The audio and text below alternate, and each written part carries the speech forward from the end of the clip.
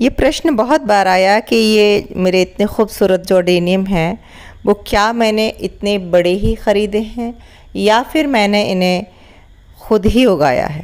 तो चलिए आज इसी प्रश्न का उत्तर देती हूँ। और मैं ये भी बता दूँ कि इतने बड़े अडेनियम यदि आप ख़रीदने जाएंगे तो बहुत महंगे आएंगे और इतने सारे नहीं ख़रीद सकते। तो हाँ, कई साल पहले, मुझे अब याद भी नहीं है, शायद 7 या 8 साल पहले मैंने एक पौधा अडेनियम का ख़रीदा था और फिर उसमें कुछ फलियां लग गईं और बीज बन गए।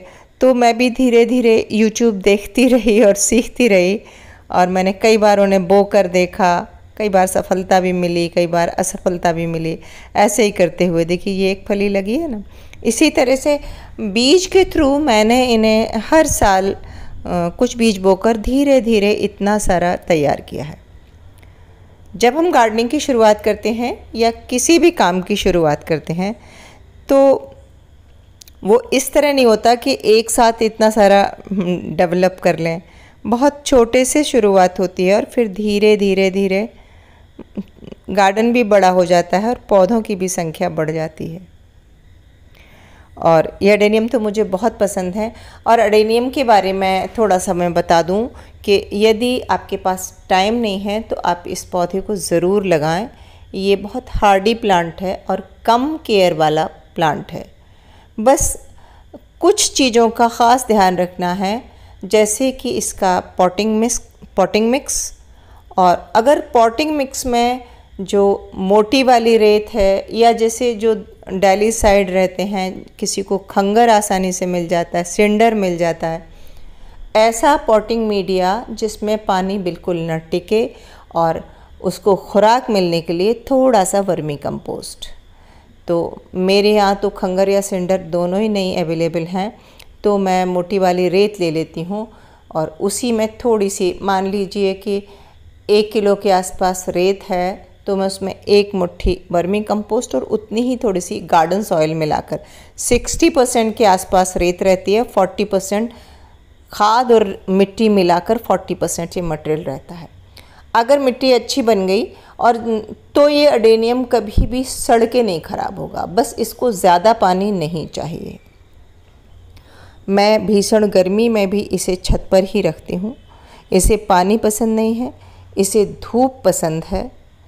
और इसका जो ये आकार देने का तरीका है वो मैंने पॉट की साइज सीमित करके, मैंने बहुत गहरे पॉट में नहीं लगाया। यदि गहरे पॉट में लगाएंगे वो कोई सा भी पौधा हो वो ऊंचा चला जाएगा।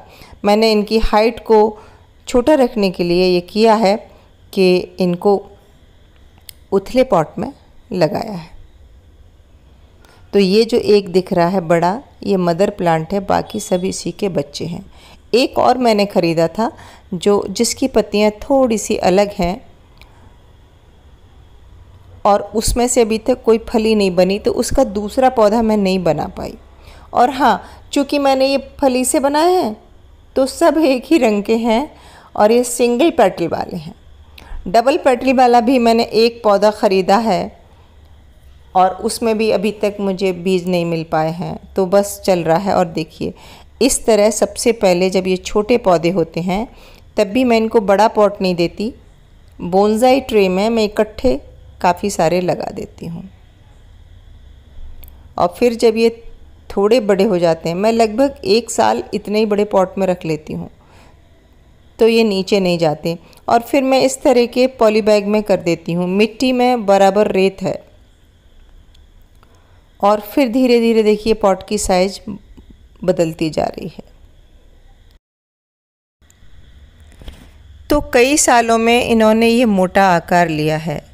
और इसका एक सीधा सीधा नियम है कि हम जब पौधा बहुत छोटा होता है तब छोटे पॉट में रखते हैं, फिर अगली साल उसको थोड़ा सा बड़ा पॉट देते हैं और पौधे को थोड़ा ऊपर लिफ्ट करके लगा देते हैं, तो उसका कॉडेक्स ऊपर की तरफ आता जाता है।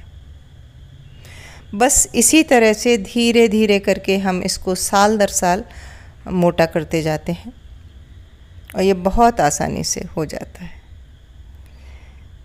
तो उम्मीद है आपके प्रश्न का उत्तर मिल गया होगा। मिलते हैं अगले वीडियो में, तब तक के लिए नमस्कार।